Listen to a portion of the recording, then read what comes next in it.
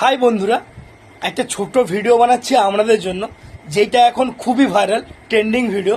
কাঁচের গ্লাসের মধ্যে জল নিয়ে হলুদ গুঁড়ো দিয়ে তো একটা আলাদা লেভেলের ভিডিওটা তৈরি হচ্ছে, হেভি সুন্দর লাগছে দেখতে।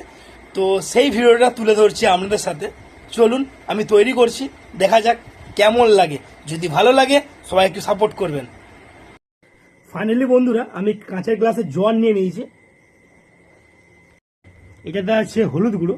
চলুন দেখা যাক কেমন লাগে।